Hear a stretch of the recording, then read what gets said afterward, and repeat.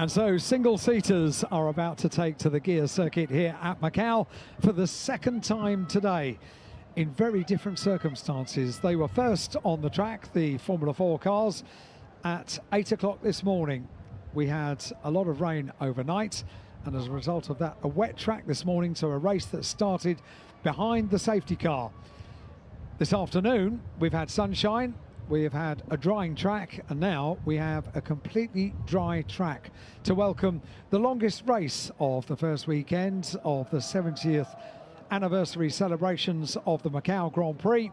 And we are about to see the cars and the drivers make their way onto the grid for the build-up, the full build-up to our final race of the weekend, race day Sunday here at Macau for the 70th Macau Grand Prix. I'm Alan Hyde. In the commentary box with me is David Addison, and we are about to enjoy a sort of a build-up light to a single-seater race for the Macau Grand Prix next week. It is a huge amount of colour and entertainment, all so typical of this region of the world.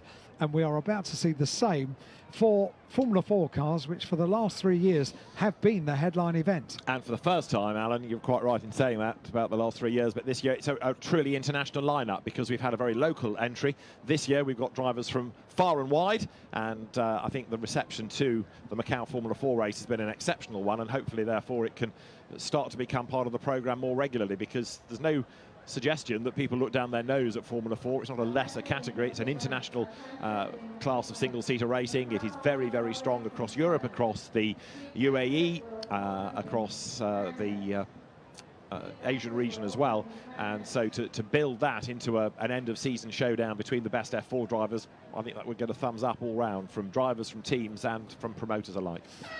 And look at the crowd. They've all turned out in force for the first of 2 weekends to celebrate 70 years of the Macau Grand Prix. It's the normal weekend next weekend, in as much as we've got the, of course, we've got the Macau Grand Prix this year for the return of for the current iteration of the FIA Formula 3 car, the second time they've been here to Macau. And we also have the FIA World Cup for GT cars, and all of the entertainment that supports these races over the course of 4 days for the main weekend. But this is an extra. This is a gift of a weekend, and we have had some great racing today, absolutely superb racing. It's the nature of a road course like Macau, with barriers either side of the entirety of the course, that we've had safety car interventions, we've had red flags. Yesterday in free practice and qualifying we had so many red flags, but the good news is that today we have had exceptional racing. Yeah, absolutely. So we look forward to 12 laps. It's our longest race, and so too our expectant crowd are looking forward to 12 laps of racing for single-seaters. Anticipation for weekend one, eh? It's not bad, is it? I think it's fantastic that the programme for this weekend has been all modern cars as well. I know 10 years ago there was a sort of historic feel to some of the weekend. There was the Legends race with names of the past of Macau. But this weekend has really embraced the future of the event with Formula 4, with the drivers that possibly next year could be on a Formula 3 grid, for example, with looking after the local drivers in the road sports, in the GT categories as well. And yes, Formula 4 is very international. The others, to say local races, kind of does them a disservice, because there are some very, very good drivers from this region. But it's been a timetable, really, that has still embraced the local drivers, rather than looking aside to, you know, the obvious thing sometimes is, oh, let's put a historic race on, because there are lots of those cars and people might like to race them. But it's looked after local racers and given good racing. And it's the future. They are the future of the Macau Grand Prix, the young drivers, and gives an opportunity, having 2 weekends, for drivers that might not necessarily get into the club, if you like, to compete at the Macau Grand Prix, to have the chance to stand on the podium, to have the photograph by the car and the paddock. All of those things are so important to drivers in this part of the world, and rightly so. It is, for me, the most exceptional race I go to every year, the Macau Grand Prix, because it couldn't be anywhere else. The racing is different, the fans are different. Everything about this weekend is absolutely, totally unique. And it's just the most awesome of circuits, isn't it? I mean, I know people will go to Spa and say how amazing it is. People will race at Bathurst and tell you how amazing it is. And they're quite right, but it's a different kind of amazing. From this, with absolutely no margin for error whatsoever. And for a street circuit, that first section that you're looking at now, past the pits, down towards Reservoir, then through Mandarin, then down to Lisboa, the speed that they are arriving at and approaching through that section, very, very impressive. And you think it's on a street circuit. And then you've got that very tight and twisty, narrow section up the hill towards the Macau hairpin, and then it starts to open up again towards the end of the lap. So the drivers have an awful lot of challenges within a lap. So do the teams in trying to set up a car, especially a single-seater. And the race that we're about to enjoy, the Macau F4 race, is for identical cars. Of course, when Formula 3 started coming here, it was a multi-chassis type category. Formula 4 has never been that in this iteration. It's almost unfair, perhaps, to say that once upon a time the 750 Motor Club ran Formula 4 as a sort of Formula Libra type single-seater series, but the name these days, commanded by the FIA, and it's a one-make single-seater series. It's not the same car across the world, but it is the same template. So the cars have to be a given weight, a given width, a given size, a given type of engine, but therefore it's not uniform across the world in terms of chassis and engine and tyre, but the platform on which they're based is. So here's your blueprint. Now go and build a car accordingly. What it does generate, very good racing, and this year you've got people that have been racing in F4, whether it's been in the UK, whether it's been in Italy, or in the new Euro 4 Championship, the regional series, in the UAE. From all corners they have come and are about to do battle on perhaps the toughest circuit of them all. And the current Formula 4 cars look part of the family, don't they? The staircase to Formula 1, if you like. They've got the halo. They've got so many systems on the car that they will carry through when they compete in Formula 4 around Europe. I know they've been keen to get them on the same rubber that they'll be using when they get to Formula 1, so that they can get to terms with the tyres that they'll be using, and they really do look the part. And the proof of that is that they are all lined up in front of us beautifully down in the pit lane. It's a very colourful sight down there, and the cars have been lined up for a little while. They are soon going to get released onto the circuit, I would imagine, to the great joy and reception of the crowd that are here at Macau. We've had throughout today visions of the grandstands and the expectant crowds waiting for the action to come, and all day we have seen just faces of complete joy, haven't we? Yeah, indeed. And the fans, some motor racing aficionados, others here for a day out. Either way, they've been entertained, because motorsport in Macau is bright, it's colourful, it's brash at times, but there's an awful lot of racing that goes on, crammed into a limited period of really 10 hours, because although there's a 12-hour cut-off for the event, they need a couple of hours to take everything down so that at 6 o'clock on the dot, the roads are open. You don't just stop at 5 and move a barrier out of the way. There's quite a bit of infrastructure that needs to be put in place. And were they putting barriers in this morning, David? Not this morning. Yesterday it was a little rowdy outside the window. But, well, if they were putting the barriers in, I slept through it this morning, that's for sure. I think they're in for the weekend now. But, you know, even so, there are the Rectitel barriers up escape roads that need to be moved. So it's, you know, there's quite a bit of time that's to be taken, and that's why the organisers are always keen to try and keep the timetable moving as quickly as. And the reason we've got this bit of a delay is for a sizable accident in the touring car race, which was the last race on track. That's just got to be cleared up. But as you look down there, the starter's gantry, where the control panel will be to control the lights. There's a slippery surface at the exit of turn 2, which is Mandarin, the corner where the touring car accident was. The pit lane will be open within a minute, and so the F4 cars will stream out onto the circuit. They'll then line up in the order based on the results of the qualifying race this morning, and then there will be the countdown, and then we will be in business for our final race of today, the final race of the first weekend of the Macau Grand Prix in its 70th anniversary year. And it's quite remarkable. There's an event on a tiny little island such as this can have been going for so long, and you look at the roll call of drivers that have been here over the years, even way back in the 60s and 70s when the internet wasn't anything even dreamt of, and spreading the word was hard. Even then it was attracting quality drivers. It was from all over the world, and the attention of the motorsport world very firmly has their focus on Macau for this weekend and for next weekend as well, of course. But it's a double helping of action on the Guia circuit. This only becomes a circuit once a year for 4 days every year, and then every 10 years we get an extra couple of days added onto the entertainment that we get. And green flag is waved. That means the engines sound in pit lane. There's a little bit of a car park in pit lane as they didn't fan out quite as expected, so we've got a little bit of a wait now. Some of the cars left the front of the garage a little bit before they were maybe due. So the full fanning out process didn't quite happen in choreography ways as we would have liked, but they've all got going now. Yeah, I think some thought it was a qualifying session. We've got to be first out. Yeah. But of course, Yes. the pit lane is open for a given amount of time, so as long as you're on track, it doesn't matter when you leave, but the pit lane is emptying now.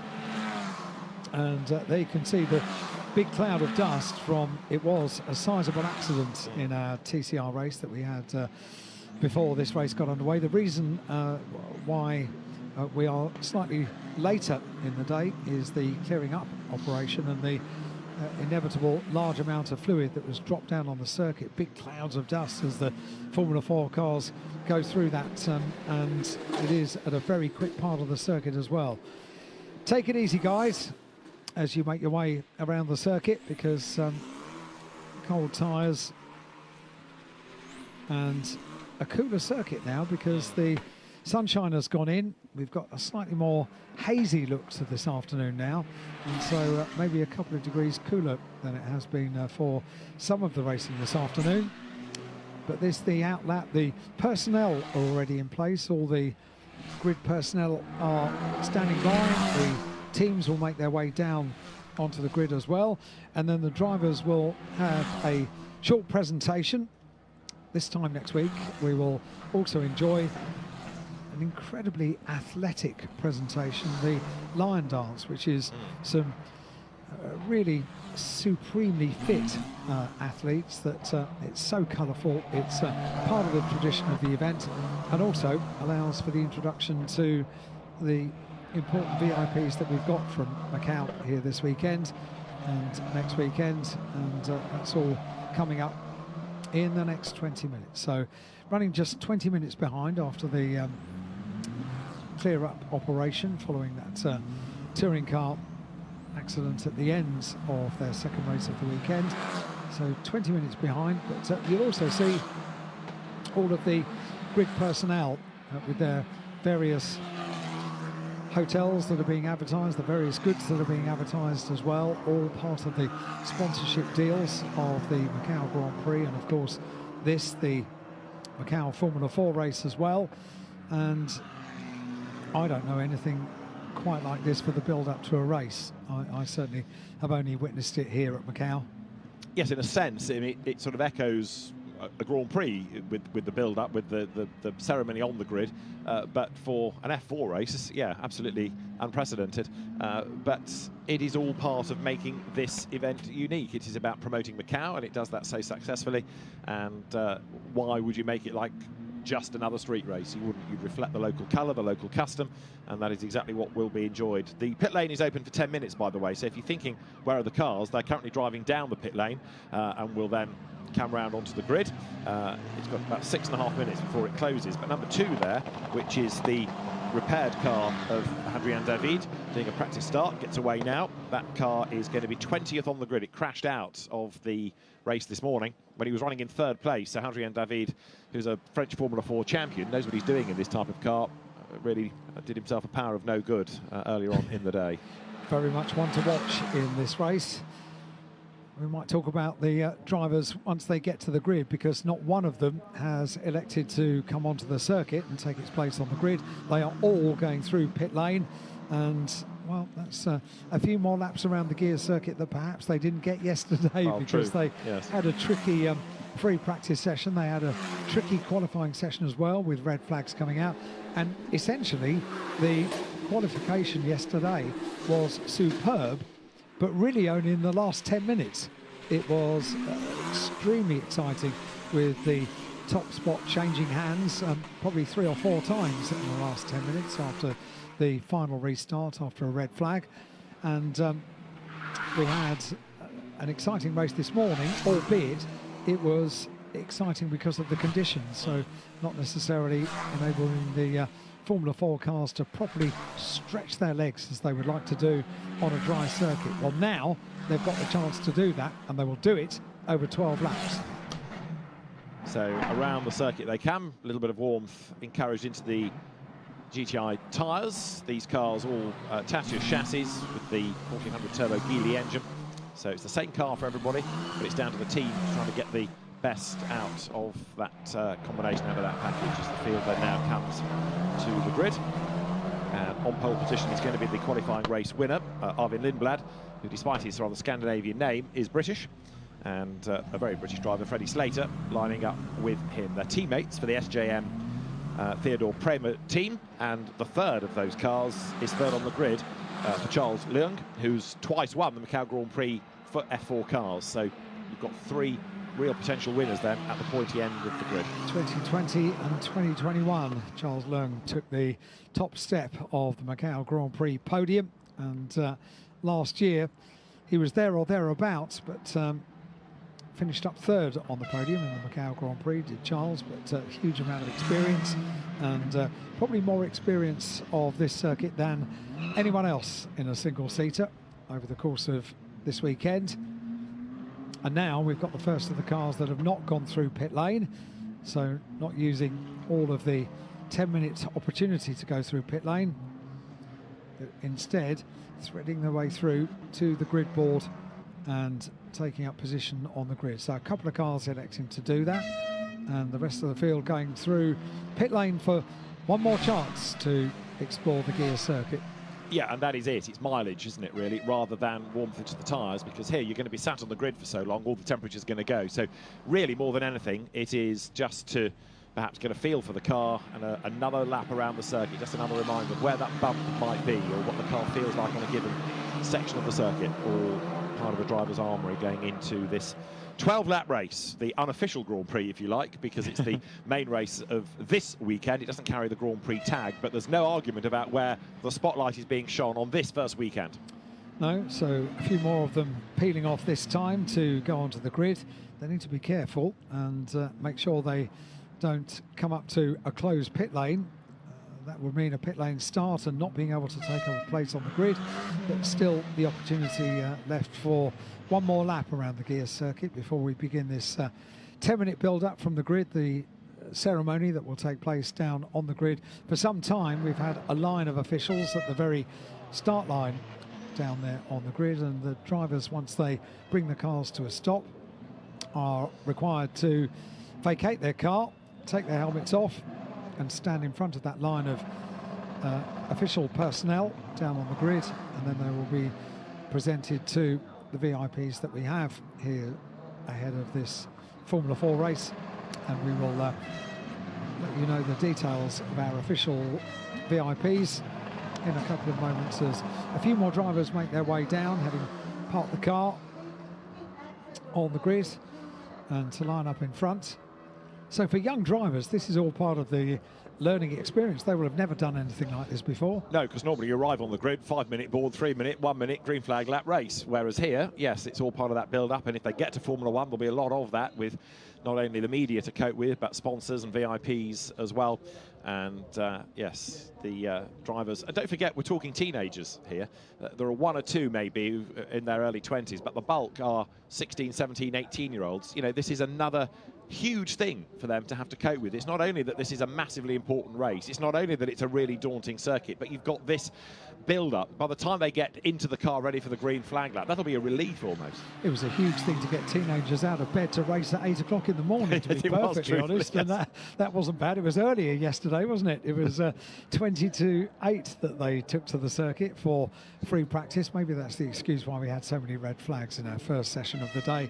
However, they are about to race over 12 laps here at the Macau circuit, the Guia circuit, the world famous Guia circuit, and you can make absolutely no mistake about it. This build-up will all just add to the nerves and excitement that is the preparation for this race. It's only when they get into the car and they're on their own, things become a bit more normal, a bit more how they go racing.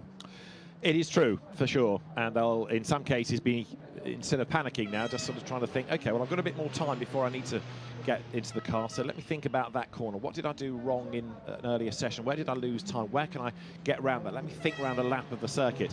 And there'll be, of course, a little bit of time to talk to the engineer. Freddie Slater has just pulled up on the grid, and so also there is the poleman, Arvin Lindblad. You see it's a one-by-one staggered grid formation, Formula One style, and out gets Freddie Slater.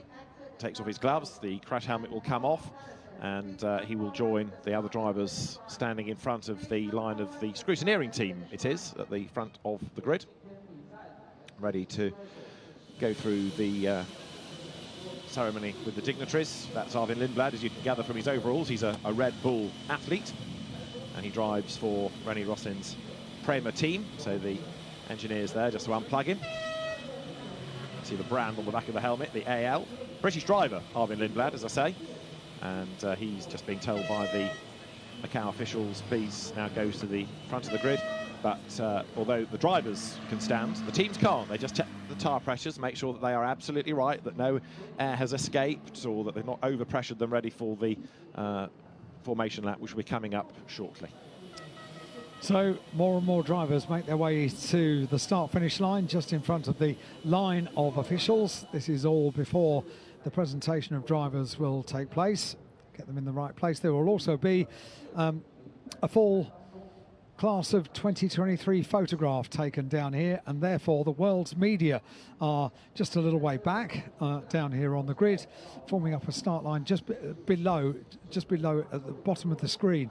As you're looking at it, the photographers are all there, and there are plenty of them as well. We'll get a nice wide shot of all of the drivers about to compete in the Macau Formula 4 race,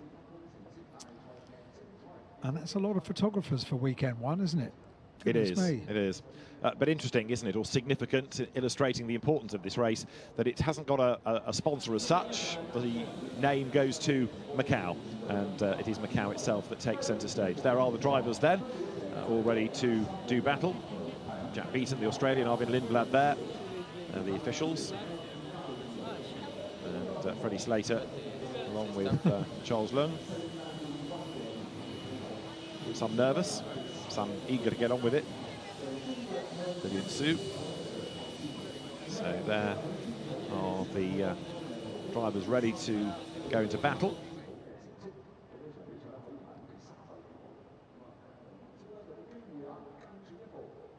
One more to come. So I think everybody is now present and correct. Is that another one walking down as well? Yes, no, there is one straggler. You're quite right. Yes. You're late for assembly. Teenagers. What can you do with them? There is another one on his way. Which way do I go? This way? That way? And that's a relieved Macau official indicating where to go. And I think do we have a full class now? I think so. Yes, register will be taken, but we should have everybody. You're late. Oh, we're counting them as well, just to make sure that they're all here, which is good news. And one long line of Macau officials and drivers about to compete in the Macau Formula 4 race, all lined up at the front. Yes, the one that we lost from yesterday was Jaden Parriott, who had been racing in the British Championship, was on the entry list, but I don't think ever turned a wheel yesterday, which is a real shame, because he would have been another quick contender.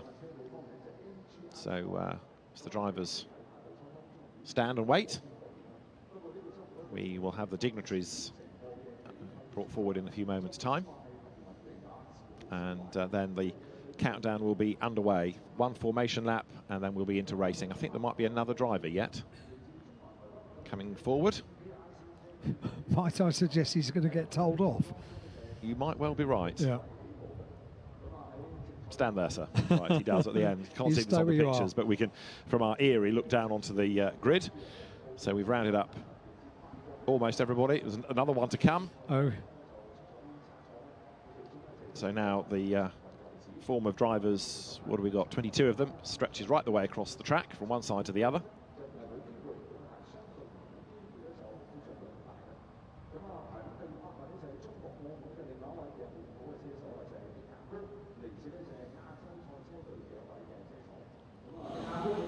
So I think they're all in place now. And the presentation of drivers will take place first, and following on from that we will have the photograph opportunity, and then the drivers can do what they want to do, as in put the helmets back on, get into the cars and begin the build-up to the race as far as the machinery is concerned.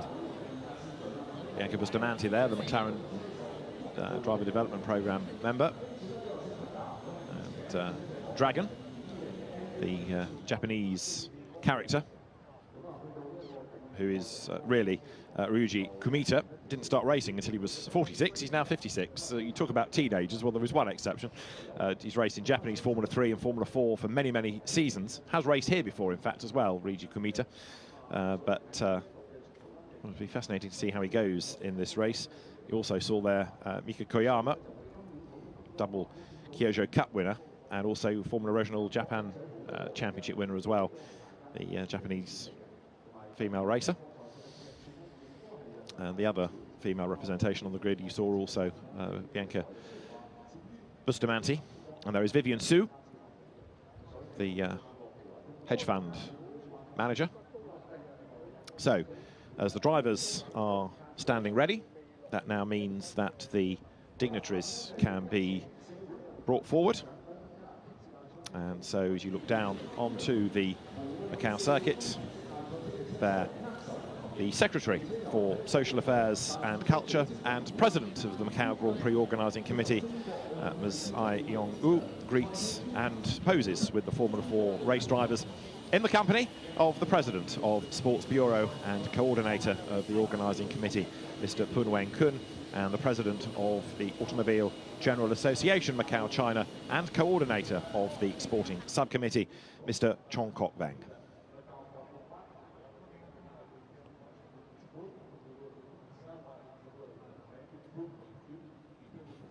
They join the drivers at the front of the grid. All smiles in and amongst the odd nervous face. And once the official photographs are taken, then the drivers will be allowed back to their cars, which are now surrounded by grid girls, by team personnel. And then we will get ready for our final race of this first weekend of the 70th Macau Grand Prix, the Macau Formula 4 race.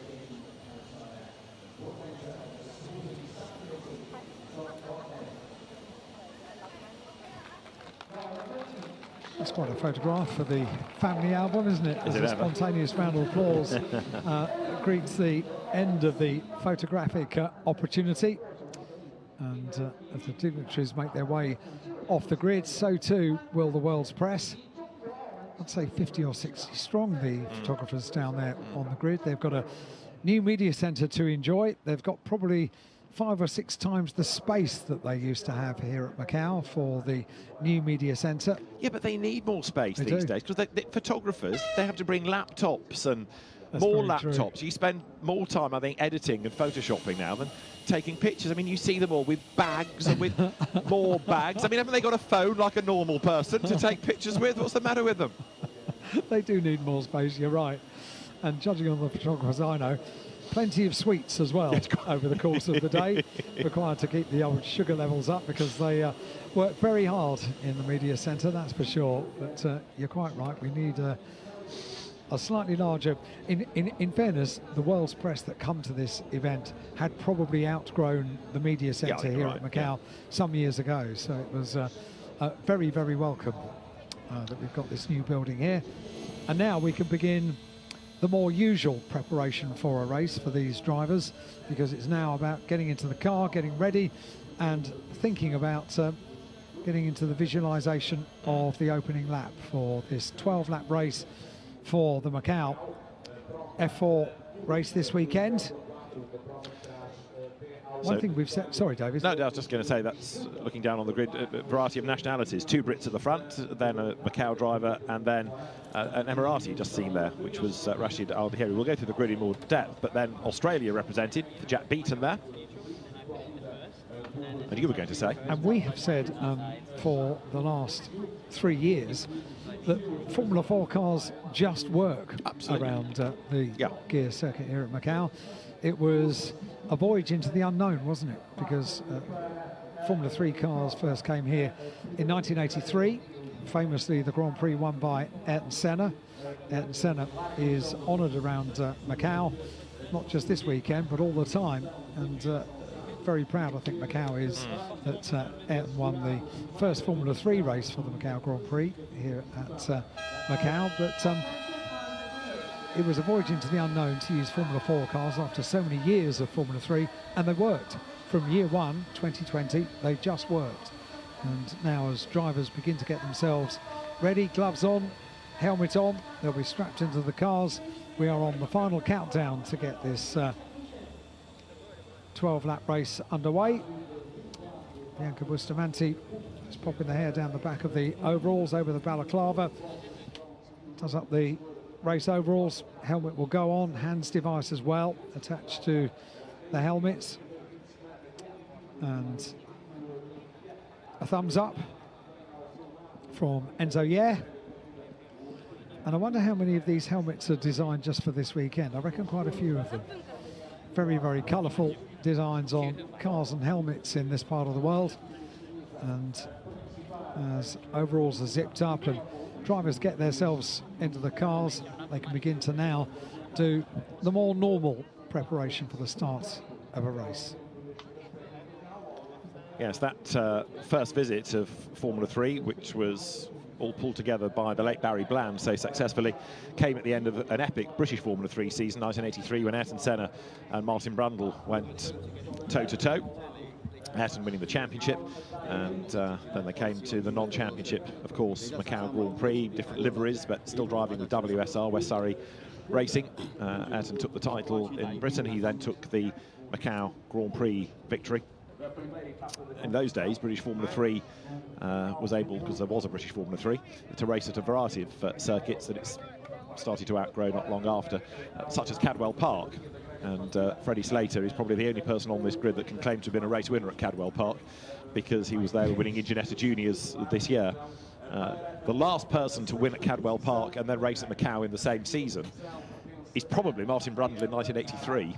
Because it wasn't long after that, but as I say, F3 stopped going to Cadwell, and such is the nature of packaged motorsport that very, very few of the modern generation of driver have been there. But Ginetta went. Ginetta Junior Racing was mopped up by Freddie Slater this year with 16 victories on his way to the title. He did that so early, he was then able to start next year's programme early by coming into F4. 53 down on the grid is Marco Lau, Lau Siu Hua.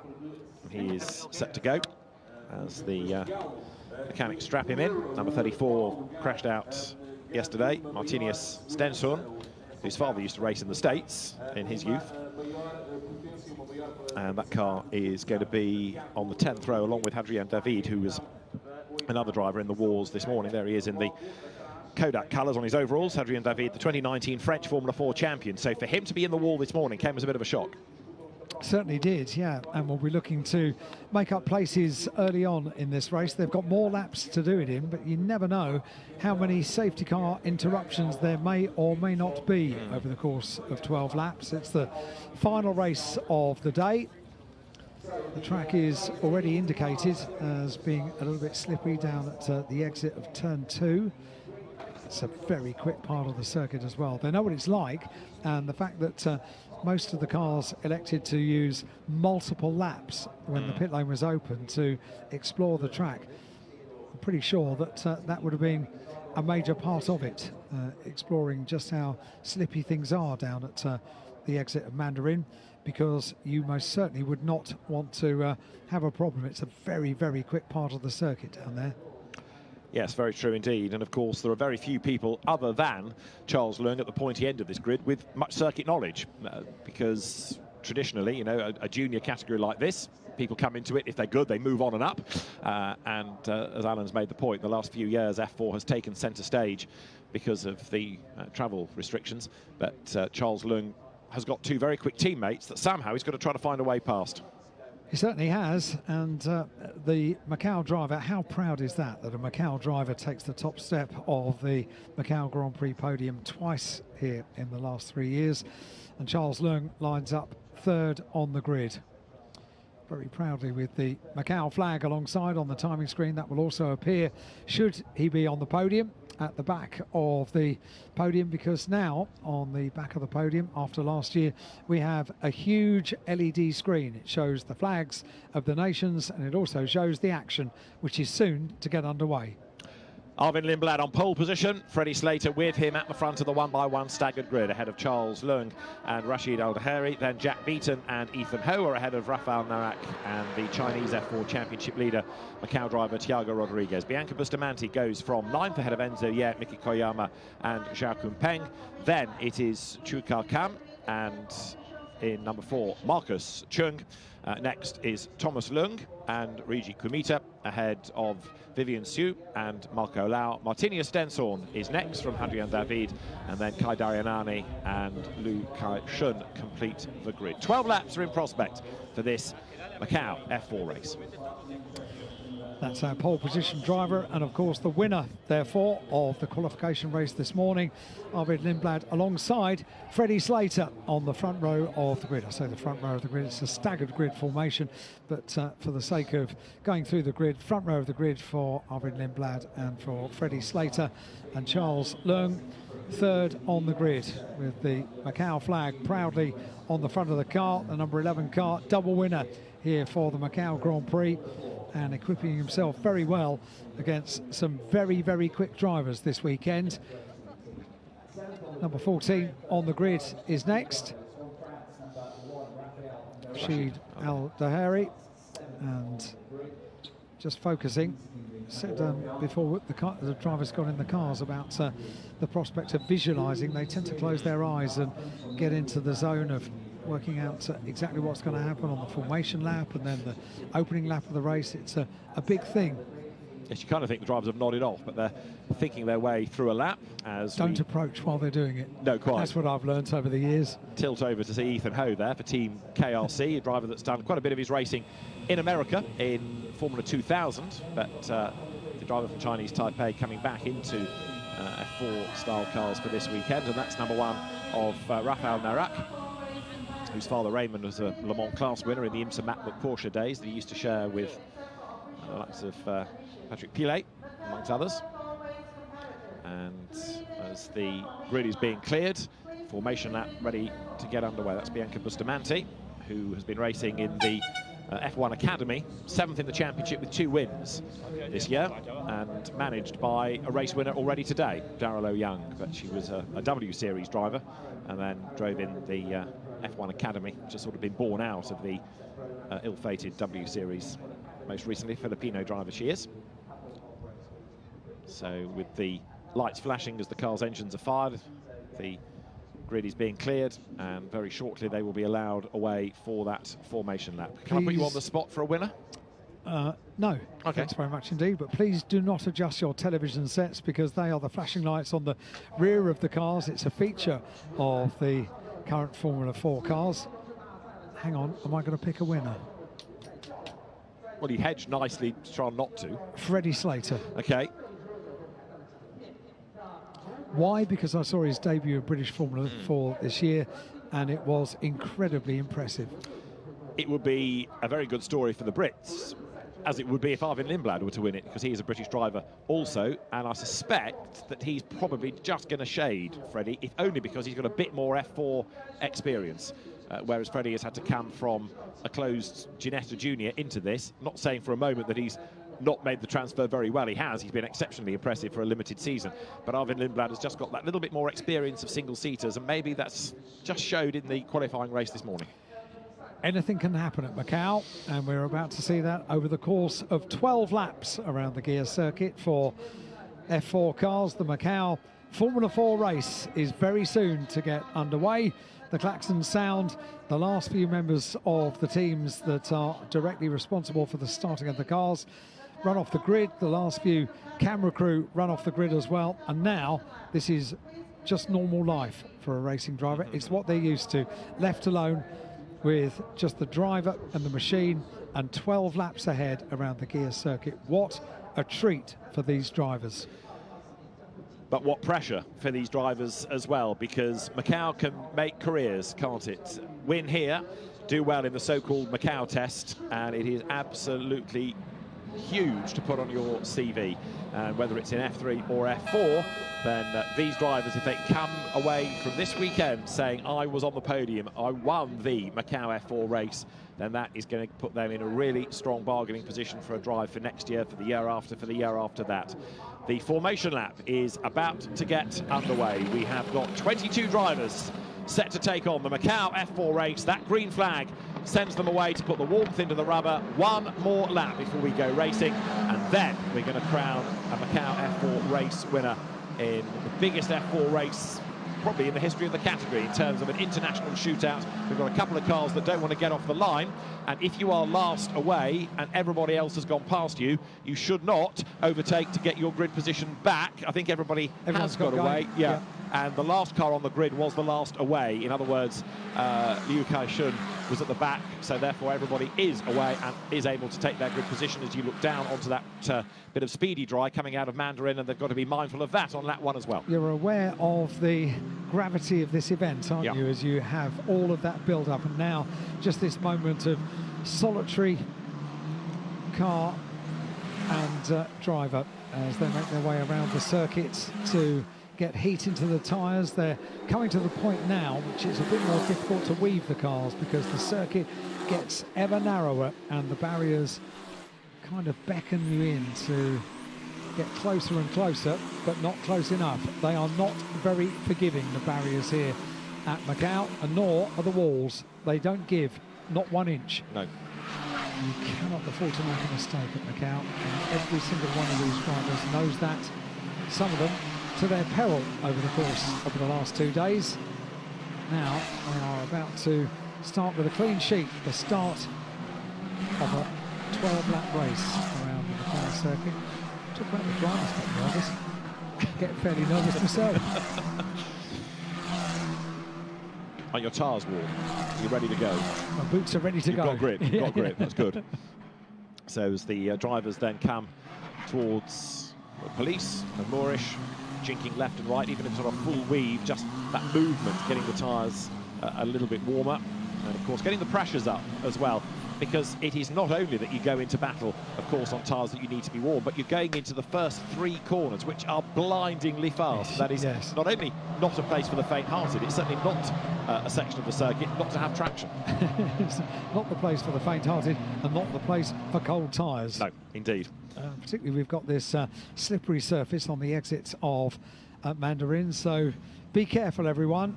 Let's see just what a clean race we can have for the Macau Formula 4 race. Pole position, Arvid Lindblad, the race winner from the opening race of the day for the qualification race. That was only 8 laps, so an extra 3 laps for, extra 4 laps for the race this afternoon. Yeah, it should have been 9, but because of the interruptions, it ran out of time. That's right. So the checkered flag came out at the 25-minute mark, which was the allotted time. This is a 40-minute time point for this race, so it is going to be 12 laps or 40 minutes, and therefore the expectation is that we get it all in. But as the cars come to the grid then, Arvid Lindblad with the Prema Run car for pole position, Freddie Slater second on the grid. Charles Lung knows what it is like to be on the top step of the podium here. Can he do it for a 3rd time? Do you know what I always wonder? I wonder when you see the pole position car weaving the car really a lot from side to side, why you would follow and not do the same? Because you so often see it, don't you? Maybe you get to the 5th or the 6th car and they're just going straight. Yes, yes. I'd take my lead from the pole position car because those tyres are well up to temperature now, aren't they? They are indeed. So to differentiate the Prema cars with the yellow roll hoop, it is Arvid Lindblad. With the red one, it's Freddie Slater. And it's going to be a real clash between those two. With respect to Charles Lung, he just didn't have quite the pace in qualifying, and I suspect he might not necessarily be able to match those two when we go racing. But we are about to find out. When 72, Liu Kai-shun arrives on the grid, that will be the indication for the marshal there on the right to wave the green flag. That, in turn, will let the 5-second board be shown on the gantry, and then the red lights will be on. And we are about to get our 12-lap race for the Macau Formula 4 race underway. The red lights are on, they go out, and a very good start from pole position for Arvid Lindblad. Gets away, gets off the line well. Everybody else jostling for position as they go on this all-important run down ultimately to the overtaking position. Look at them all sorting themselves out in order. Great start there from the top three cars. And Lindblad, you saw going left and right, trying to break the toe from Freddie Slater, who is right there in the wheel tracks, and now he's getting the slipstream all the way down to Lisboa. What he wants to do, if he can, is to try to get up on the inside line. Lindblad covers that off. Charles Leung gets a toe from both of them. Freddie Slater to the outside line. Lindblad locks up. Slater locks up in avoidance. He's going to go deep into the corner. Leung gets up the inside, but he can't quite go through. There's drama, and that eliminates 2, 3, 4 already.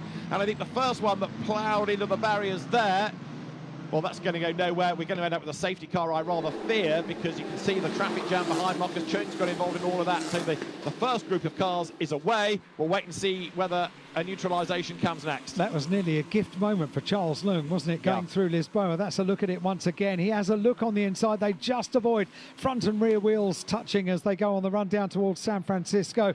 And this is where the car park started. Everyone else trying to funnel through the pinch points. Mika Koyama, number 8, was the one that got sideways and ended up in the tyres and then got collected. So the safety car, I think, is going to be deployed here. We'll see, but it's on standby as the leaders come through, and Lindblad is getting away from Slater. I think Freddie was, he kind of got it to work because he forced an error out of Lindblad. He got him to lock up, but because he was on the outside, he couldn't slow down in time and get the undercut. Yeah. That's what opened the door for Leung. It was, and we are going to require a lift. There are multiple cranes down there at Lisboa, and for a very good reason as well. Yeah. It's not unknown for cars to, it's a lot tighter than you actually think, and I've said this a few times during commentary today. I did a little track walk down to Lisboa the other day and was really surprised just how tight it is as you turn into the corner.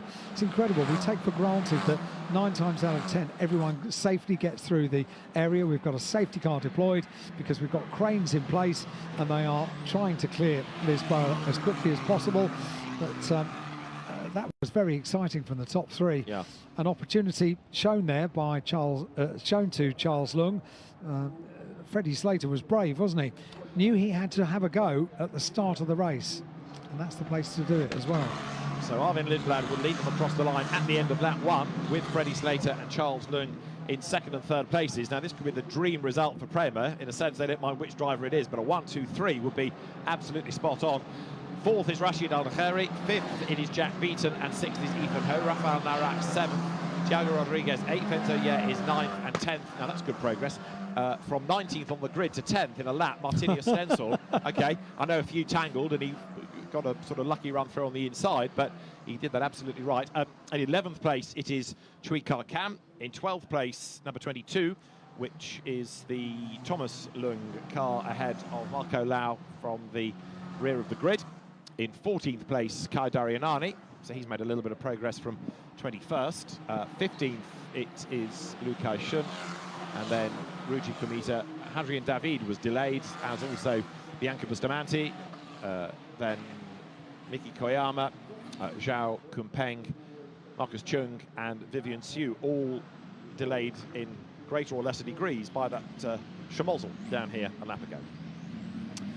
And look at that, clear as they go round Lisboa now. How quick was that?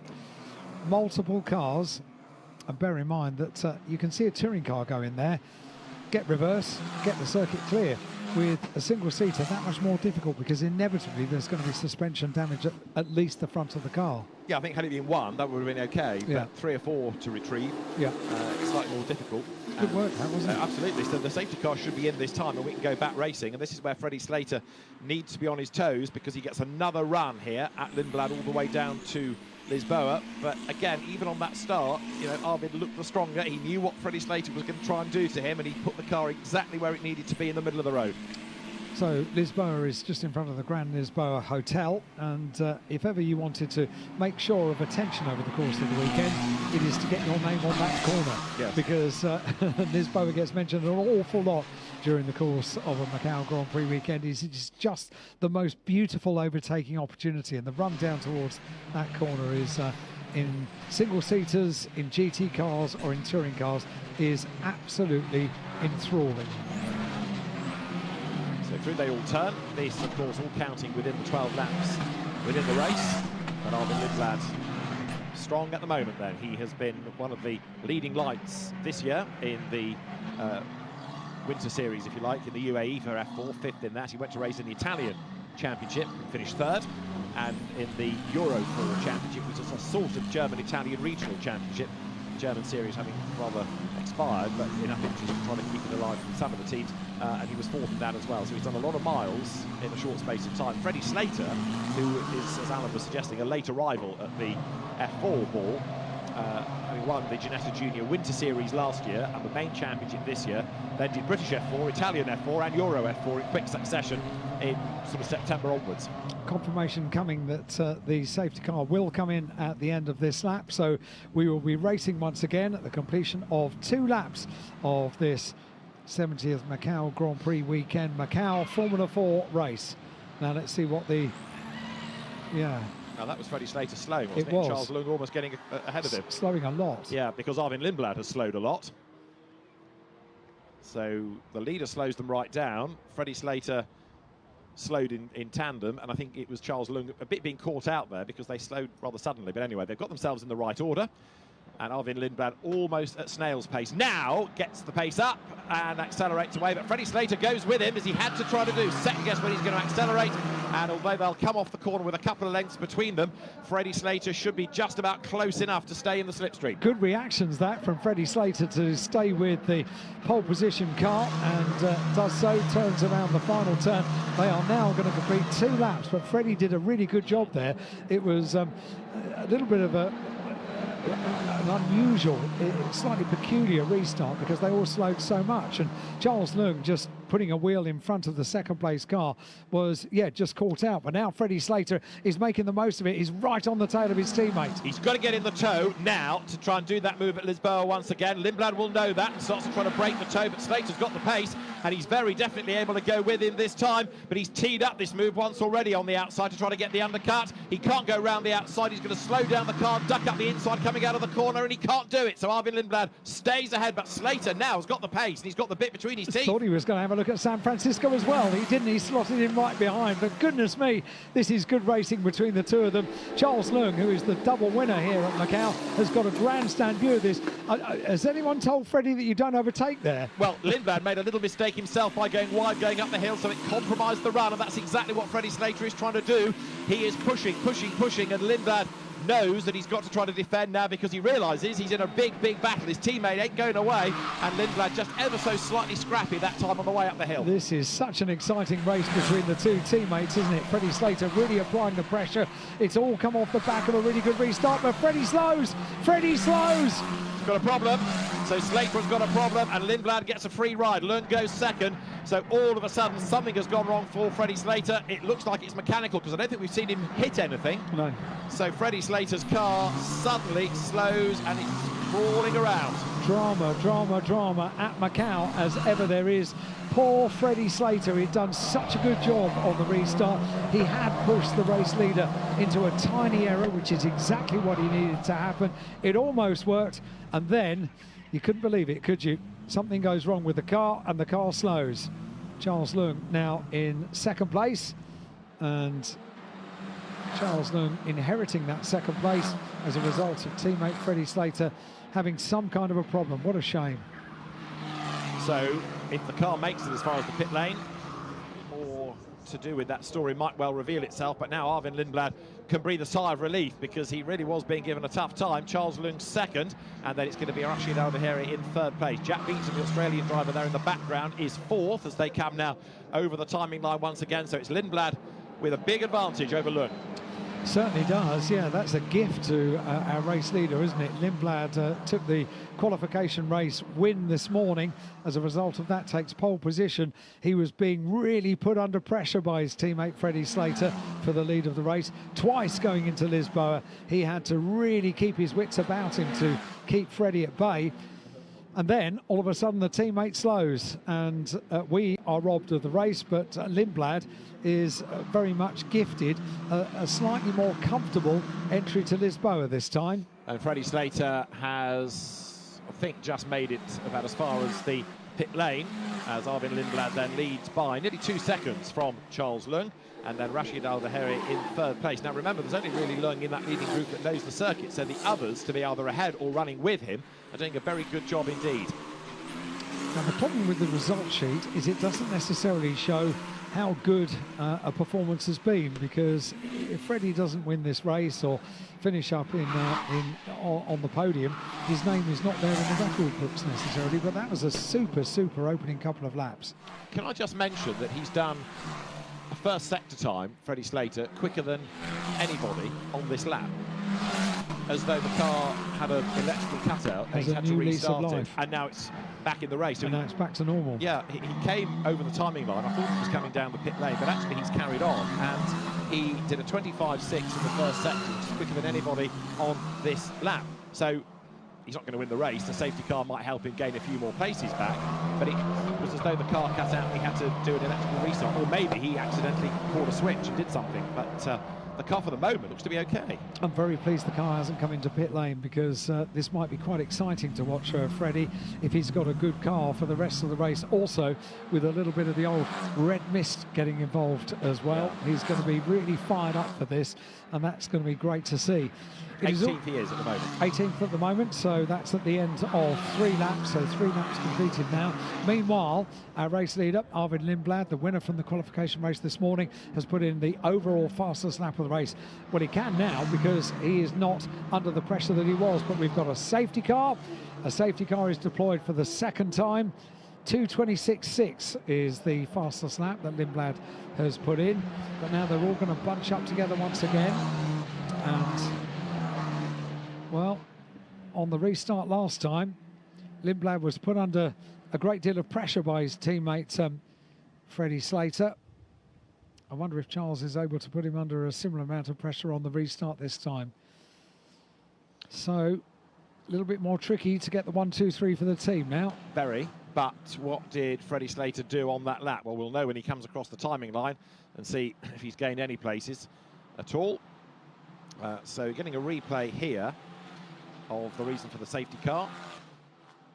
I want to say that was Marco Lau going straight on, but I may be telling you an untruth in that. So it was him, and Freddie Slater is up into 16th place, so he's gained a couple of spots. A couple of spots on that lap.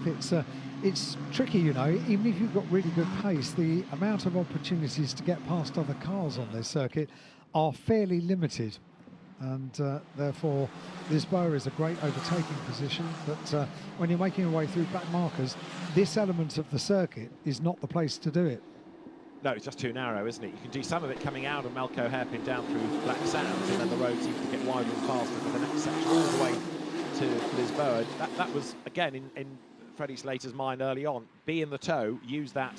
You can slipstream down there, and we saw the benefits, but then whatever the problem was, it just looked like the car may have cut out heading up the hill, because it seems to now be back at a proper pace. Arvin Lindblad did lead by 2.8 seconds, but the advantage will disappear completely now that the cars behind all catch up under the safety car like this.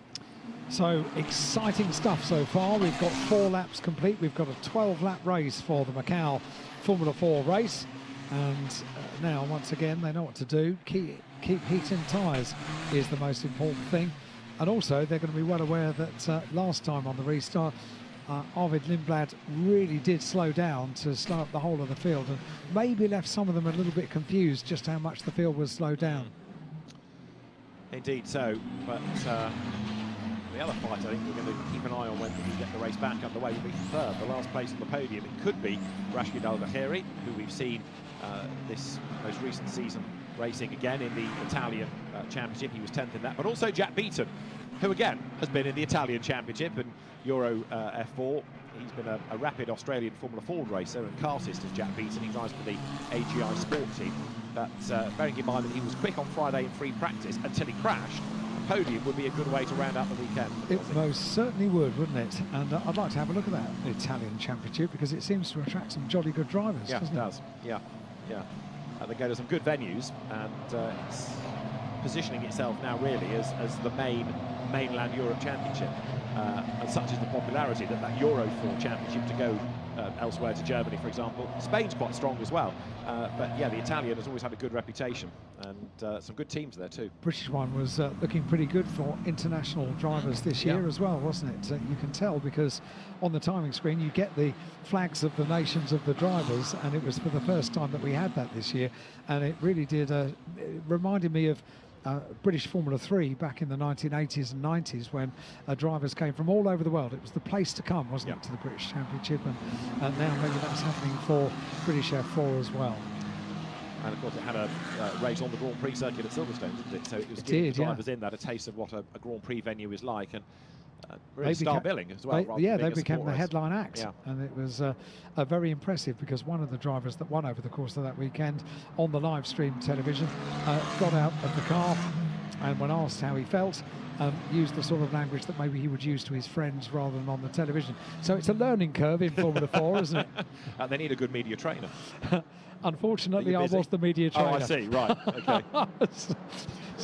So we merely used him as an example as the year went on. You don't do. He took it all in very good taste. Right, we've done now 5 of the 12 laps in this second safety car period, and the cars now make that run to Mandarin as their Marco Lau walks away from the car.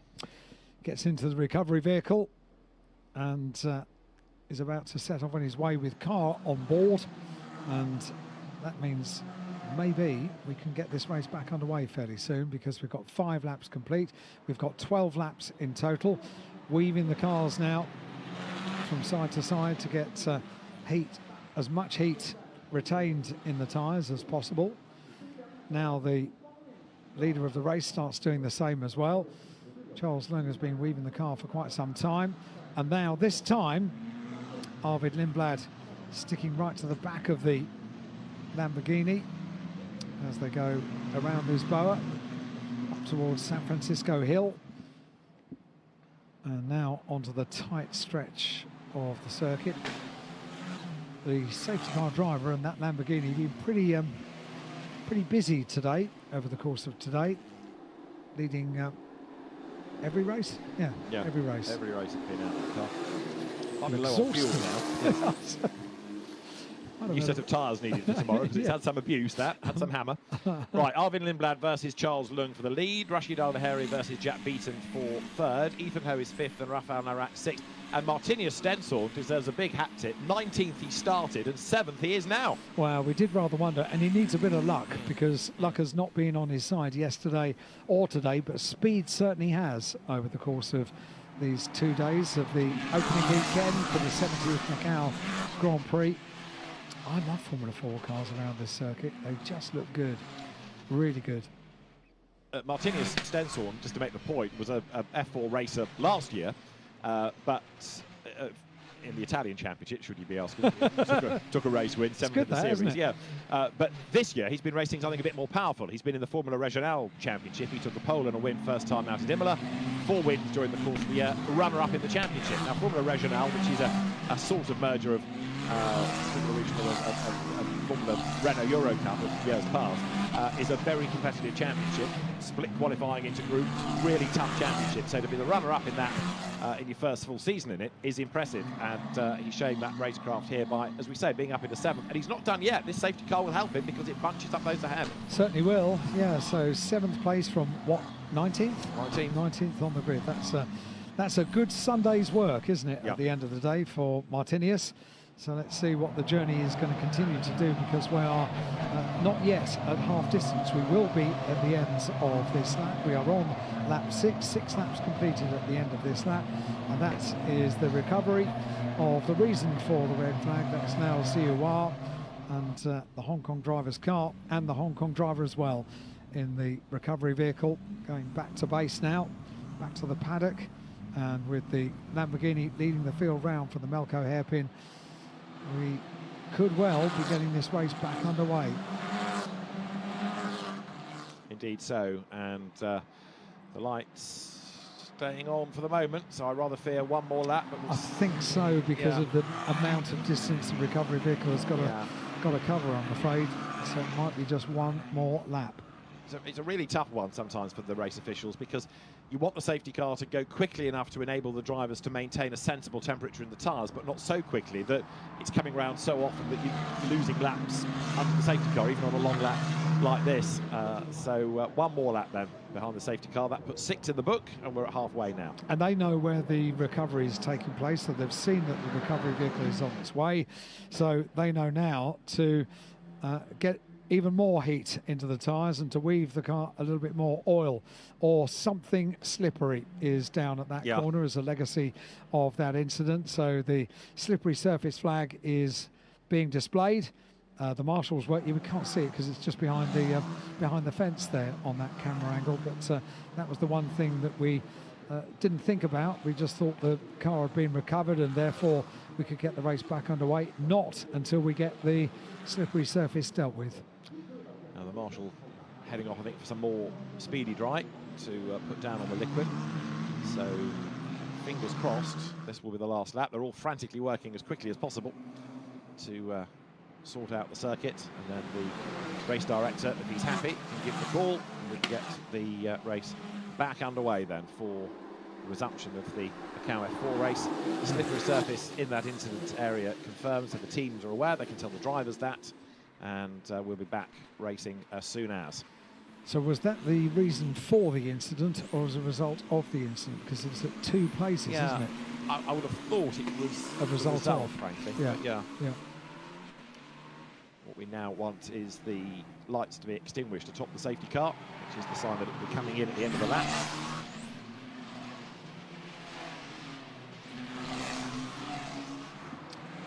Well, no indication that that is about to happen. Most important is that they deal first of all with the slippery surface, and we'll take it all right. I just realised it's the first time they've used slick tyres today, isn't it? Wet tyres this morning for the qualification race.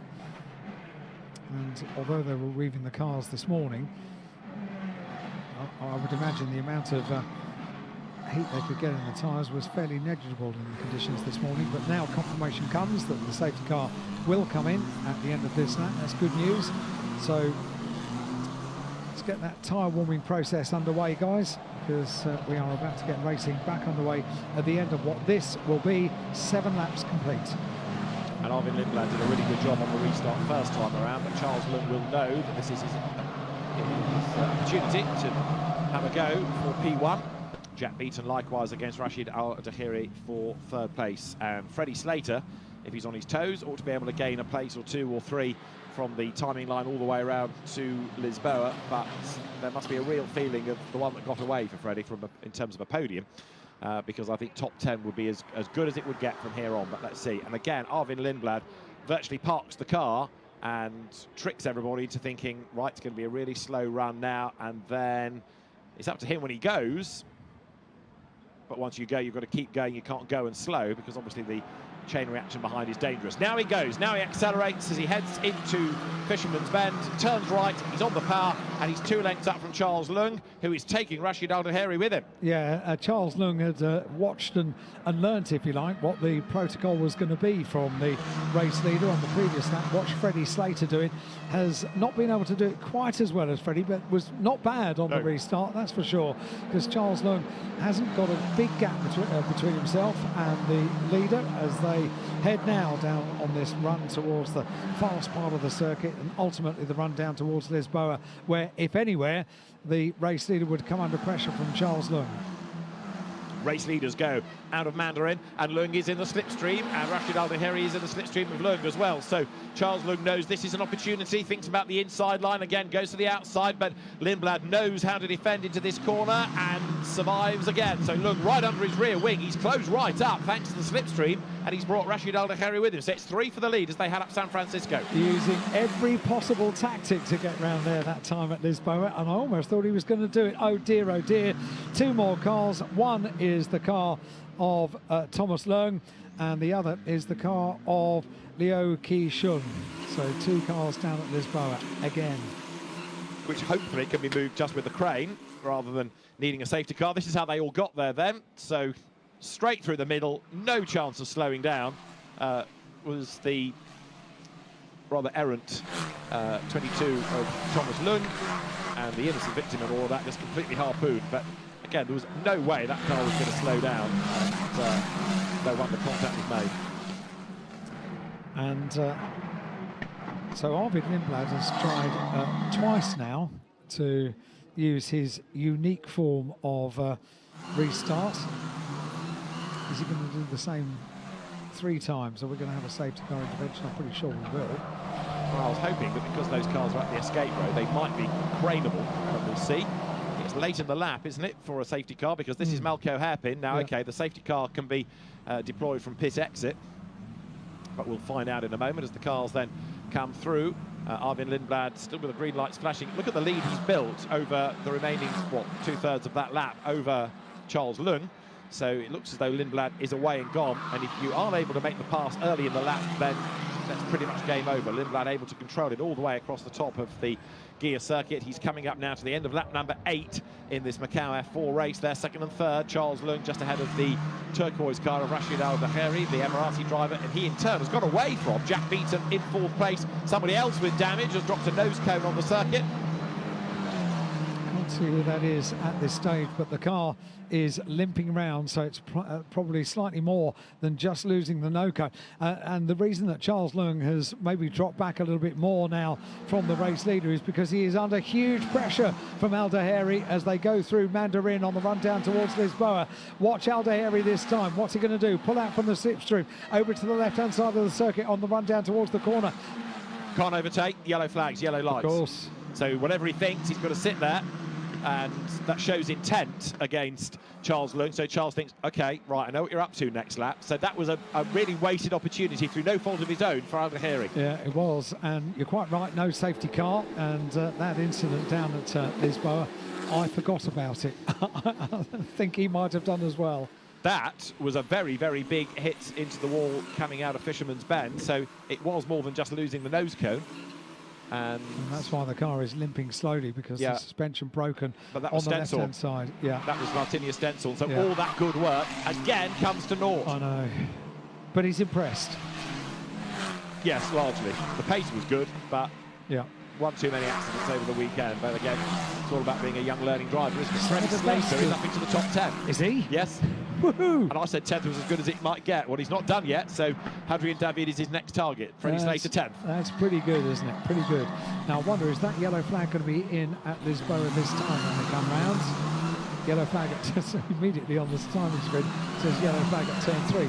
So answer, no, not yet. So they've got a bit more time yet. Around Donna Maria they go. They've got the Macau hairpin to deal with before the circuit opens up and gets quicker and quicker. And that is ultimately the run down towards that overtaking opportunity.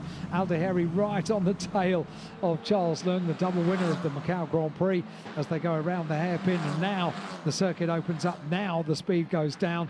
And already the race leader is out of shot, because this battle for second place could well be a 3-car battle before too long, couldn't it? Because Jack Beaton is closing up onto the back of Al-Daheri as well. That's our race leader. And once again, like it was in the qualification race this morning, very, very impressive for Arvid Lindblad. Up towards the line they go. 9 laps completed now for the race leader, and we are green flag down at turn 3. So now maybe a change for position potentially for second place is more on. So Al-Daheri gets into the draft, doesn't he now, and stays in the slipstream. Jack Beaton has caught back up as well, looking 4th place, so possibly helped by this squabble going on ahead of him. Down they come then towards Lisboa, and this yellow light there just blinks off, but down they come into the braking zone. I don't think Al-Daheri is going to be able to commit, but look what's going on behind for 5th. Ethan Ho versus Rafael Narak. They were side by side. Freddie Slater has just done the fastest lap of the race, by the way, in 10th spot. So he's continuing to push as the 2nd, 3rd, 4th fight heads up San Francisco. This time around, this being now lap 10. Al-Daheri was not quite as close that time as he was on the previous lap, which is unfortunate for him, because on the previous lap there was a yellow flag at Lisboa. This time there wasn't, but wasn't quite as close. I wonder if some of that is because Jack Beaton has closed up right on the back, so not just a question of attacking, but also a question of defence as well for Rashid Al-Daheri. and closes up onto the back of Charles Lung. Now they're on the twisty part of the circuit. But fair play to Freddie Slater after a problem that we can only assume is some kind of electrical problem. The car slowed right the way down from second place, dropped all the way down to 18th place, and now the recovery drive is quite impressive. The 2:24.978 is the fastest lap of this race, the only car to duck down into the 2:24s around the Guia circuit here at Macau. And now we do have a three-car battle for second place and third place, because Jack Beaton is closed right up on the back of number 14, Rashid Al-Daheri. As Armin Lindblad continues to build that lead. So, yeah, Beaton closing on Al-Daheri, who in turn is right there on the back of Charles Lung, and he's got a bit stuck, hasn't he? He's not been able to make a pass, but Charles Lung doesn't have the pace to get away either. So down they come through Black Sands towards the completion of this 10th lap of the Macau F4 race. There's a yellow flag at turn 18 as well, so there's been another drama. And that drama has happened coming through Donna Maria. That is turn 18. So there it is, another car off the circuit, and 96 brings out the safety car then. So the safety car is deployed for Xiao Kun Peng, and that is a third safety car period. And you know what I'm thinking. They might not have enough time left to get this back underway, because there are 2 laps to go now. Yeah, they're on lap number 11, 10 laps completed now by the top 8. And yeah, with safety car deployed and a car stricken on circuit, Freddie Slater makes up 1 place on that lap, so up into 9th place. Great drive, great recovery drive for Freddie. The pace is never in question, is it? No. Trouble is, the safety car, I think, missed the leaders. And so it's there, look in the background, with the lights on green, saying to the others behind, you can go past. But by the time they've gone and they've scooped up the leaders, it's all going to be too late. So here is how we lost Xiao Jun Peng. It was coming through police towards Moorish, and bang, into the wall. Good avoidance by the following cars as well, because you don't expect to come around that corner and find the tail end of a Formula 4 car just sticking out from the barrier. So good driving, good anticipation. What do you do now if you're these top 4 but go slow? And yeah, I mean, you back off and you obey the flag signals and you look for the safety car. You don't know where it is. You can't look in your mirrors for it, can you? No. Because that's where it is. Exactly. But the safety car, in a sense, if this were a wider conventional circuit, it could speed up and try and overtake the leaders. But around here, that's too risky. Yeah. Yeah, you're absolutely right. It's got the power, hasn't it? It has got the power. But Betty's tempted. What it means is that it's going to be quite a lot of unravelling, and so the race is going to end under the safety car, because we're on lap 11. Most definitely, yeah. So we've got a result, I'm afraid. We have a result. Into police they go, and well, we haven't got a result, because one of the cars could do what Freddie did and have some unfortunate problem and then not get to the conclusion of 12 laps. Yeah, I'd love to know exactly what that was. He didn't pit, carried on, and clearly 9th. He had done the fastest lap, although Armin Lindblad won that back last time.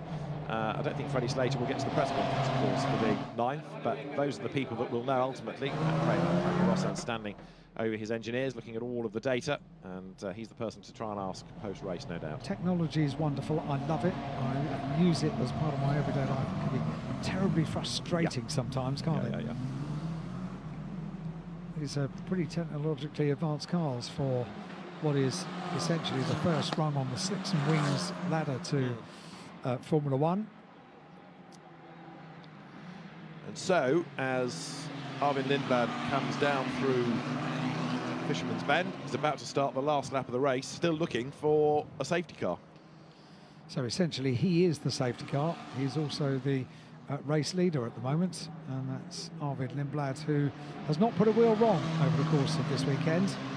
Next weekend, for the Formula 3 Grand Prix, there will be a virtual safety car, and that kind of gets away from these problems, because you don't have to get the safety car anywhere with a pack of cars. You just slow people down, clear the incident, and assuming it's not too long and the tyres have dropped in temperature, you can let them go again. Or at least by a virtual safety car, or a full course yellow as it's called in other categories, you can slow everybody down and then deploy the safety car at your leisure.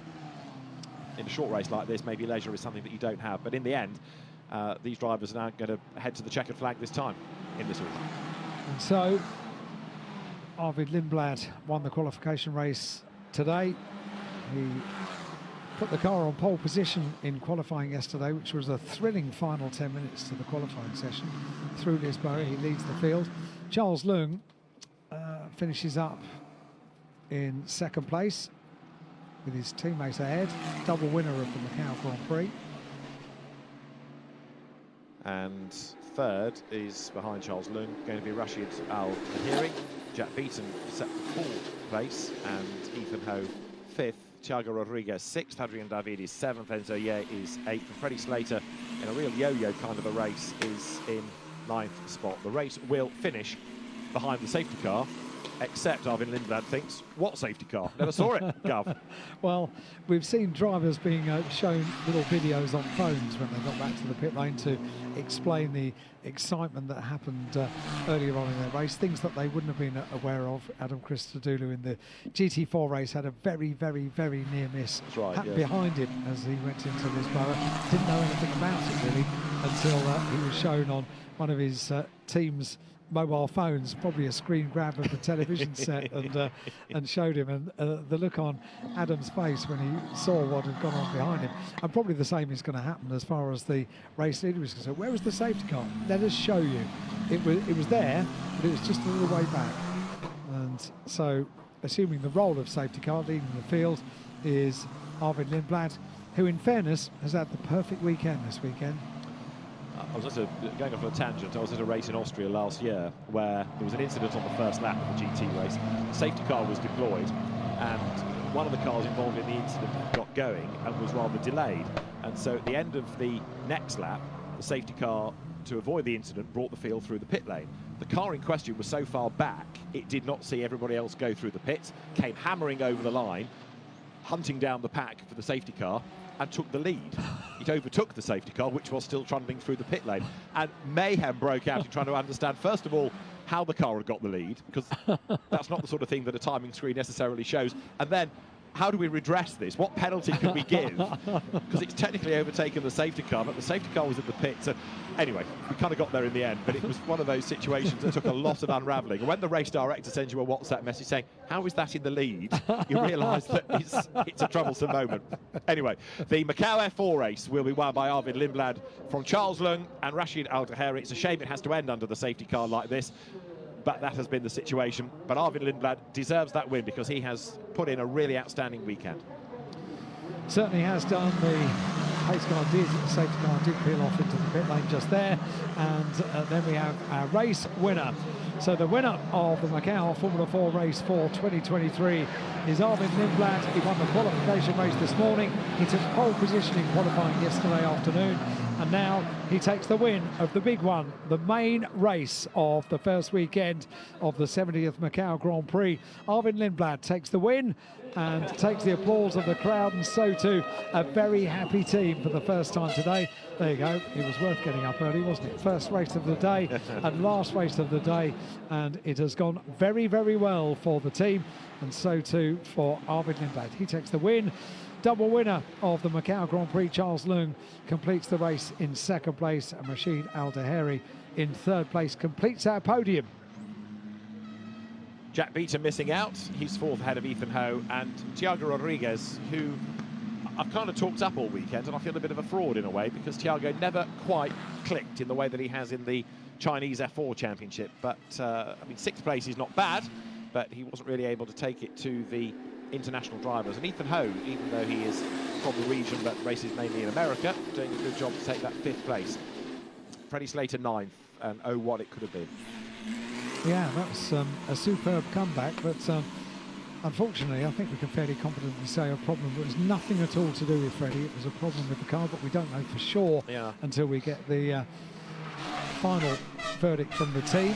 The only thing I can think of is if it wasn't an electrical glitch, that maybe he just touched a switch or something, but you know, we won't know until post-race. But either way, it was superb before that problem, the performance from Freddie, and exciting. Having a look down at Lisboa twice, once after a safety car restart, once at the start of the race, but also the recovery drive from 18th place to 9th place, so finishing in the top 10. Well done, Freddie. Once again, proving that you are certainly one to watch.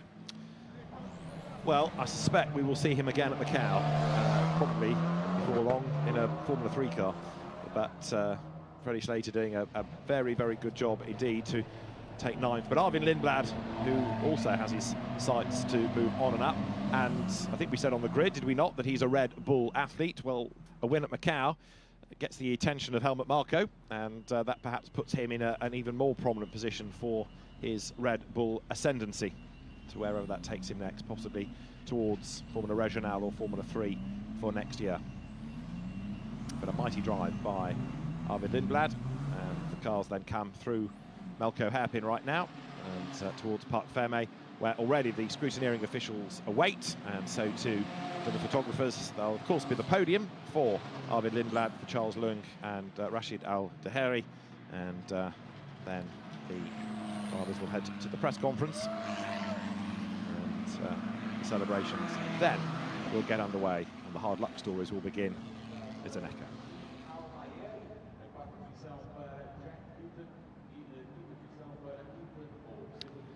So to the pit lane comes Arvid Lindblad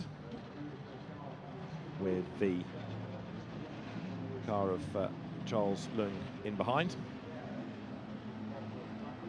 And then Rashid Al-Daheri taking 3rd place.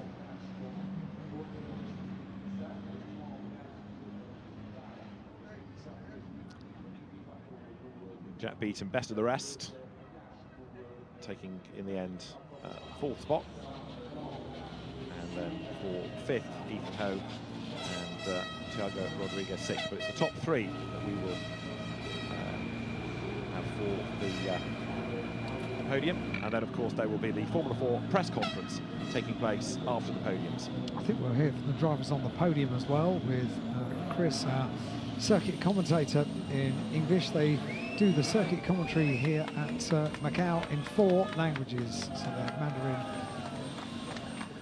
so 2 Chinese languages, and also Portuguese and English as well. And now the celebration for a winner here at Macau, and stands atop the car.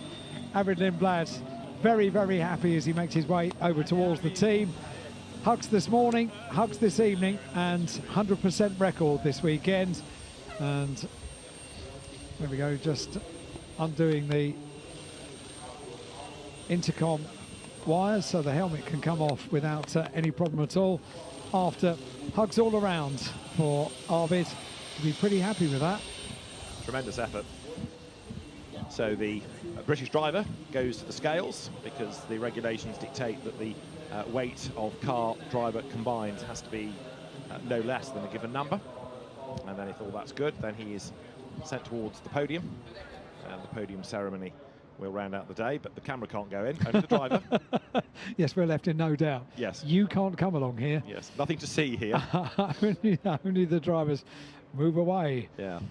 Just to go back to your point about the way that the fans are treated with the different languages, it's not the same person doing it in 4 languages. There's an army of people. Arvin Lindblad it is that wins the race from Charles Leung and Rashid Al-Daheri. That's the podium. Jack Beaton 4th from Ethan Ho and Thiago Rodriguez. Hadrian David from Enzo Ye. Freddie Slater 9th after his dramas. And Kai Darinani, who crashed this morning, rounding out the top 10. Decent recovery from him as well. So that's confirmation of the final race result for the Macau Formula 4 race this weekend. And of course, next weekend, Formula 4 is replaced by Formula 3, FIA Formula 3 cars for our single-seater enjoyment next weekend. 4 days for the Macau Grand Prix, starting on Thursday with free practice and a little smattering of qualifying, and then qualifying and a little smattering of racing on Friday, and then racing all the way through on Saturday and Sunday of next week. Qualification races on Saturday. Much to look forward to celebrate the 70th Macau Grand Prix. And as you can see, it's beginning to get a little bit dark here at 2 minutes to 5 in the afternoon. In 1 hour's time, it will be pitch black, and Macau will light up in a different way. The lights of Macau, the hotels of Macau, everything about Macau is awash with coloured lights at night time. A unique part of the world, this, and celebrating the 70th Macau Grand Prix is a very busy couple of weeks here at Macau. The place comes alive. It's vibrant anyway, and I know that everybody on Macau is so pleased to have the great numbers of people back, the economy booming once more, and just a real feel-good factor all weekend, hasn't there been? Everyone's smiling every time we've looked at the fans in the grandstand when we've had slight delays out on circuit. Looked of joy and happiness, and they totally embraced this event, and quite rightly too. As cars are recovered from around the circuit in less than 1 hour, no, just over 1 hour. So about 1 hour, these roads will be the roads of Macau for another 12 hours. It's a weird feeling, isn't it? It is. News from the pits. Prema think it was an electrical problem for Freddie Slater. They can't be sure until they get the car back, but towards the end of the race, the news was coming that they thought it was electrical, which is just, one of those hellish problems for a driver, for a team, because you're never quite sure what it is that you can trace. But we will have, for third place, Rashid Al Daheri. We'll have Charles Leung for second, and Arvin Lindblad on the podium very shortly. The Macau F4 race certainly gave us drama, and as we expected, it has picked out 1 or 2 single-seater stars of the future, and they are about to be recognised and celebrated on the 70th anniversary Macau Grand Prix podium. Rashid Al Daheri, the Emirati, the Macau driver Charles Leung, and the British driver Arvin Lindblad, making a really international feel to the podium. And on the top step it will be the Red Bull-backed Arvin Lindblad as the winner of the 2023 Macau Formula 4 race. That is the podium that comes. It will round out weekend number 1 here at the Macau Grand Prix. And the star of the day for the Macau Formula 4 race is Arvin Lindblad. His winning margin of 0.2 of a second is all rather immaterial, given that it had to finish behind the safety car. But the one thing that you can confidently say is that he has been very much the star driver, whether it's been across qualifying, the qualifying race, or the main race. And he has stamped his authority on F4 here this weekend. Charles Leung for second, so 1 better than the qualifying race, and Rashid Al Daheri making it a bit of variety in terms of teams away from Prema on the podium, and he will make his way forward in a moment as the Prema squad, the Theodore racing squad, David Kennedy there just on the left in the background with his spectacles on his head, who's kept that Theodore racing link alive for many, many seasons now, yet again joining up with Prema. They're all there ready to celebrate a 1-2 finish. Oh, how they would have liked a 1-2-3, but it was just not to be today. So the drivers make their way to the back of the podium. The presentation party will be assembled, and then the trophy girls will be brought forward to the podium itself. Fastest lap of the race also went the way of Arvin Lindblad in the end. So pole, win, fastest lap, the triple whammy, illustrating his ability, his dominance, and his ability to not only fend off the opposition but also cope with the interruptions and the restarts. To the 70th Macau Grand Prix, here comes the trophy presentation ceremony of the finale race of this weekend, Macau Formula 4 final race. First of all, let's welcome our top 3 finishers to the podium. The second runner-up, number 14, Rashid Al Daheri from UAE. And the first runner-up, number 11, Long Han Chiu from Macau, China.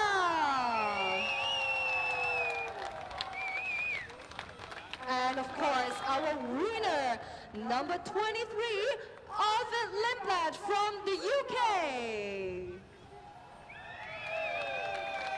Congratulations to the top 3 winners. And now, may I have the honor to invite our guests to present the laurel and the trophy to the top 3 winners. Let's welcome Ms. Ao Yang-Yu, Secretary for Social Affairs and Culture and President of the Macau Grand Prix Organizing Committee, to present the laurel and the trophy to our top 3 winners.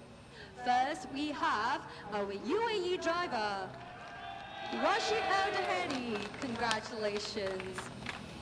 And up next, here comes to our first runner-up, Long Han Chiu from Macau, China. And of course, last but not the least, the winner of Macau Formula 4 final race, Arvin Lindblad from the UK. Congratulations! guests, with all the winners, please hold up your trophy and look to the front for a group picture. It's a wonderful race. Thank you very much, and congratulations again to our top 3 winners. Thank you, guests. Thank you, Ms. Aoyang. And now, with all the drivers, please remain at where you are, as it's time for the champagne shower. Let our audience to share your glory moment. So loud cheers, ready from our audience. It's time. Be ready to pop together! Woo! Congratulations! Once again to our top 3 winners of Macau Formula 4 final race. Thank you. And once again, I would like to invite all the drivers, please remain here for some questions. And now I will hand over the time to Chris, please. Thanks very much. Well done, guys. Let's grab away with all 3. Rashid, well done, my friend. I hope you're pleased with that, because that is a tremendous effort. 3rd place, the end of your first season in cars. You've got better and better all weekend long. How's it been? Yeah, I mean, of course it was quite a tough weekend. Macau is a very special race. It's like there's the walls, so like as soon as you go over the limit, that's it for you. So it was important, yeah, to get closer and closer to the walls without him. I think we did a great job improving throughout the race, also throughout the weekend. Unfortunately, the last 2 laps, there was a yellow flag in T3, so we weren't able to battle much, but I think overall it was a good weekend, amazing track.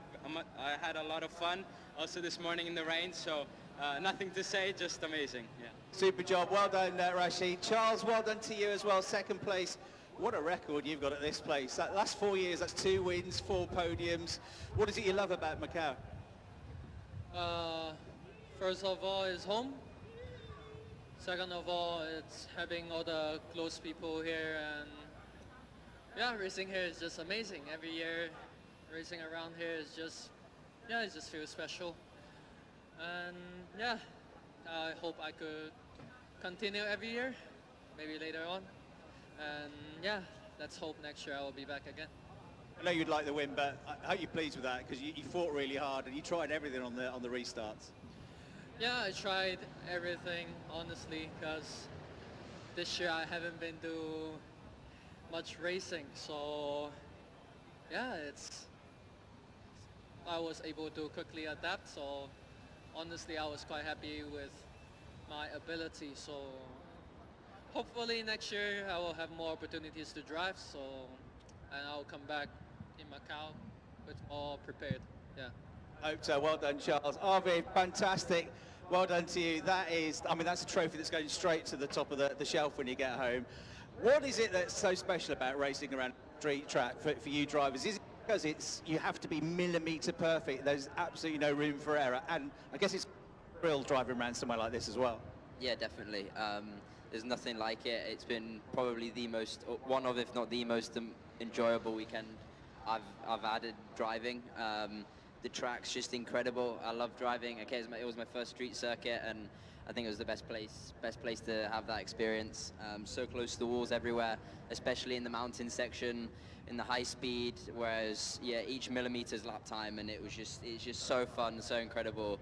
It's just pure, and I've loved every minute of it. And you have to stay calm, don't you? Because Macau, you know, all the way through the practice sessions, the qualifying sessions, you're trying to get a rhythm. There's a red flag, there's somebody off, there's a safety car, there's a restart. There's a lot to handle. Yeah, definitely. There's you've got to build it up. There's a lot of with the nature of the circuit. There's so much risk to it. If you just go all out from the beginning, you're in the wall in the first couple of laps. So you really need to build it up in practice, quali, and even the races you have to. It was difficult to properly get into the rhythm with all the safety cars and all the disruptions we had, but I tried my best. I managed to try and stay calm. Were a bit difficult. I don't think I managed them perfectly, but I tried my best. And yeah, I managed to just hold on to the lead on them. But yeah, just super happy with the result. Such an amazing weekend. So I'm just so grateful to everyone from the team. Listen, if you win around Macau, you're a proper driver. So well done, my friend. Good luck for the future. Give the top three a huge round of applause, everybody. Thank you very much. Thank you, Chris. And once again, thank you to all the drivers. Chris Hartley, the English language commentator, well, Midlands commentator, talking to the drivers, and Arvin Lindblad, Charles Lung, and Rashid Al-Dakhiri are the top three being interviewed. I'll go to the press conference, but first, let's look at the highlights of the Macau F4 race.